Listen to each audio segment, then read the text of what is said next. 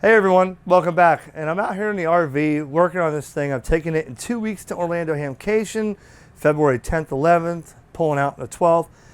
Be the first time in over a year since I've taken this thing anywhere. And what better to take it than the Hamcation? And Michelle is going to whip me. I'm going to have the porch folded out. I'm going to cook some dinner one night, go to dinner the next night, and just have a ball with it. So I wanted to utilize my trailer. That office is a mess, and you know me, I am not that guy that's got to have radios behind me. I am a ham radio operator. You've been watching me for years, or maybe you're new. So I could do it in my RV. Why not? I'm just another person out there. I'm not this big hyped up, ham radio YouTuber, okay? But I thought about this as I was scrubbing the fridge out there behind you and getting this place ready, and I said, yesterday it was winter field day, okay? And first off, I want to congratulate anybody that is watching that just got their ham radio license. I want to welcome you to the hobby. If you're brand new, post your comment right below. I've talked to, first of all, I am directly responsible for my friends Mike and Brian to get their ham license last Thursday. They passed the exam. They just got their licenses, KQ4FRI and KQ4FUI.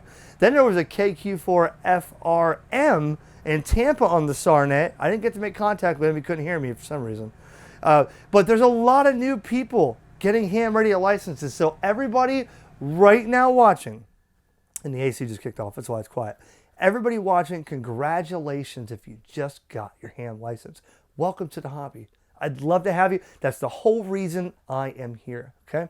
Now, what I want to tell you in this video real quick, before I get back to cleaning that fridge out behind you, is when you're a new ham, it is scary, okay? I've pushed Brian and Mike for 5-6 months. Hey, you got to get your ham license, this and that. And I could make 1,000 videos on what I have been teaching them in the last week or two about this hobby. But they've both jumped into it right away, okay? They jumped into it, and all of a sudden, Brian's on our Finder app and Repeater Book.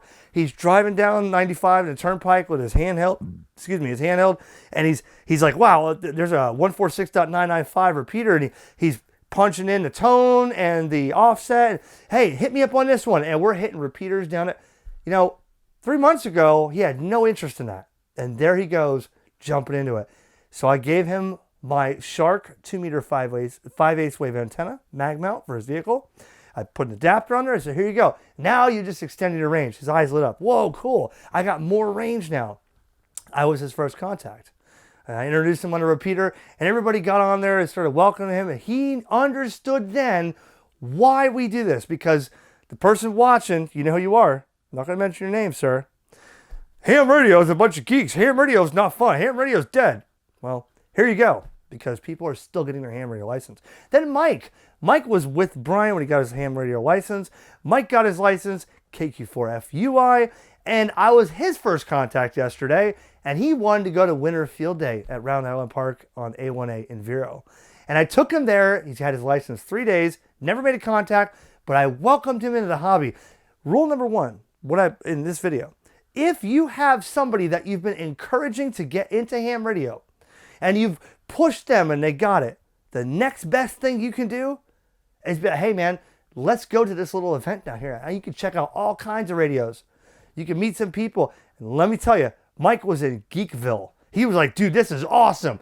There was any kind of radio you wanted, solar power, battery power, Winter Field Day. Everybody, we had lunch. They gave us burgers, hot dogs, and there was like 50 people there. And Mike, that was the way to welcome him in, okay? So when I welcomed him in like that, now he understands. Both of them used ham radio prep. Actually, all three of them, including Jane, used ham radio prep to get their license. And it made sense, but it doesn't make sense until you take somebody and you get them into it, So in this video, I just want to remind you a couple things. If you're one of those people like me who has begged somebody, your friend, your family member, your colleague, to get into ham radio, don't rush them, tell them ham radio prep. Of course, that's the easiest way. Use the code ERIC20 in the checkout, you save 20%. I've pushed it, you guys seen it. Ham radio prep is the easiest way. You get your license in a couple weeks. Brian and Mike did that. They're like, wow, this was easy. They got it. Pixie did it in 3 days. She got General Tech, General, and Extra. That's my sponsor for this video, is Ham Radio Prep. But that's not the reason for this video. The reason for this video is when you get someone and they finally get their license, get with them for a minute. Excite them. Motivate them. Get them to where they want to use that radio. If I would have told them, get your ham radio license and just go ahead and talk to the club. Listen to this repeater and sit there. You'll hear somebody. That's not the same effect. And I know what my first contact was my Elmer, Patrick, rest in peace, sir, KI4LUY. He got me into ham radio. I met him on CB, and I've told this story for years. People that know me on ham radio, on YouTube, HamRadioConcepts.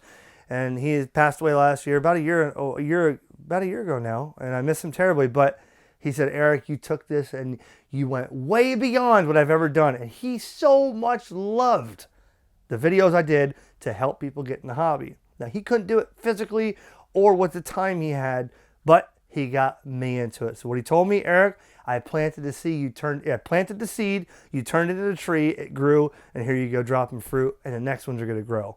That's what happens, okay? So if it means anything to me to get people into ham radio and convince them to get their license, then I have to get there and be there for them to get them started, okay? So the reason this video comes up is because you see the passion in this. This is not anything other than my effect has worked. I have made thousands of ham radio operators across the world. Now it's up to me to focus on those new people who have just got their license and don't know what to do. Because there's one thing that Ham Radio Prep won't tell you. It's how to overcome becoming nervous when you first get on that repeater. Of course, they'll tell you in the class and the courses online, hey, this is what you do this, do that. But unfortunately, this video comes because I talked to Brian and Mike on the radio as their first contact, and they were a little rough. That's okay.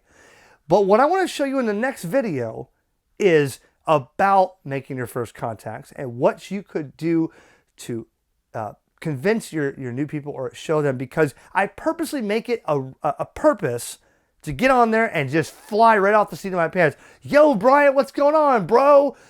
He's like, KQ4 FRI. This is I am Brian. Go ahead, KQ4 FRI. Over. Okay, I get it. That's okay. I love it. But I purposely get on there, yo, man, and I will not ID for 10 minutes. Just because I want them to loosen up a little bit. Okay, where am I going with this? The next video I want to show you, I want to tell you is, because all the stuff I've talked to them in the last few weeks and stuff, and once they got their license, it was gung-ho. It was like a light bulb, turned right on. Okay, how do I get on this repeater? Eric, program this in for me. Tell me what and Brian was gung-ho. He's got to know what every setting is in that radio. 2 weeks ago, he didn't care less. And now he's gung-ho on this ham radio. He's like, wow, when is summer field day? I missed winter. I am putting it in my calendar right now. He's already got it blocked out. He wants to go. So that is what we need to do as ham radio operators, to convince people to get their license, but show them why. Why did I tell you to get a license? This is personal here. Why did I tell you you need one? Why did I tell you you want one? What can you do with it? Is it that weirdness like, oh, I got to be this person and I can only use it for emergencies? No, it's a hobby. Let's get out there. Let's enjoy it. Learn from it. Don't go too fast. Don't jump into it and try to buy everything. Okay? But that's what we need to do in ham radio to excite people, to get them involved. And I hope that you can take this information as a personal response or request from you. And I want you to comment below on what you think I said wrong or what I'm wrong about. Okay? Because the fact of the matter is, more people need to be in ham radio. More people need to understand what ham radio is. And I want more people to talk to in ham radio. And that only happens when someone like me, not in front of this camera, someone like me that you didn't see, driving my friend to Winterfield Day, offering to take him there and introducing him to everybody and showing him, hey, Mike, this is an FTDX10. Listen to this guy. He's doing, and Mike said, oh, that's CW. I want to learn CW. Wow, look at him rocking. Yeah, he's rocking and rolling on CW, and this is why we do this. That is how you get people interested. People have asked many a years, okay, just got my ham radio license, now what? Well, I can't take your hand and walk you through everywhere anytime across the country or world. But a lot of times I do say, get a hold of some local Elmers, get with your club, meet some people, go to local events. And here I am doing the total opposite, encouraging my guys to go with me as I get a license. Say, hey, I'm going to show you what happens. We're going to get a lunch here. We're going to hang out with these guys. We're going to tell you all about it. Next thing you know, Mike's over with conversations with 5 or 6 people. They got into conversations about this, about that. Boom. And next thing you know, he knew exactly what John was doing while he was working the ISS. Mike was like, this is awesome. That's all I want to tell you guys. Think about when you invite somebody into the hobby, how you can be there for them just a little bit to get that fertilizer on that seed and let it grow, and then they'll take it from there. The next thing you know, they want to get somebody else in the ham radio hobby. Just like Brian has already influenced his brother in Pensacola. And I'll end it with this. When you get someone in the ham radio that hasn't really done anything, and then all of a sudden they take the plunge, and you're in Home Depot shopping for parts at 8 o'clock at night, you get a text message after he's had his call sign for 4 days. Hey, by the way, Eric, you ain't got no ID 51 icon for sale, do you? I want to get in the D-Star. I'm like, this is 4 days later. He's right. Well, I figured we can get on a reflector and talk to my brother if he gets licensed. That was it. That blew my mind. I was like, yes, he's getting into it. So you can see the passion that I have for this hobby. Thank you, everybody, for watching. I'm sweating here. The AC is not on as cold as it should be, but rest assured, when I take this to Hamcation 2 weeks from now on that 50 amp circuit, it'll be an ice cube in here. You won't be able to stand it here. I turn those ACs down to 60. We just let it roll. Right now it's about 80 in here. It's a little hot, sweating, but I gotta get back to clean that fridge out. So 7-3, everyone. Thanks for watching. Take care, man. Happy Sunday. Ham Radio Concepts is brought to you by HamRadioPrep.com. It's never been easier to learn about ham radio before you take the exam. And Ham Radio Prep makes it fun and guarantees your success. Visit HamRadioPrep.com. Use the code ERIC20 to instantly save 20% off every course you buy. Remember the name, HamRadioPrep.com.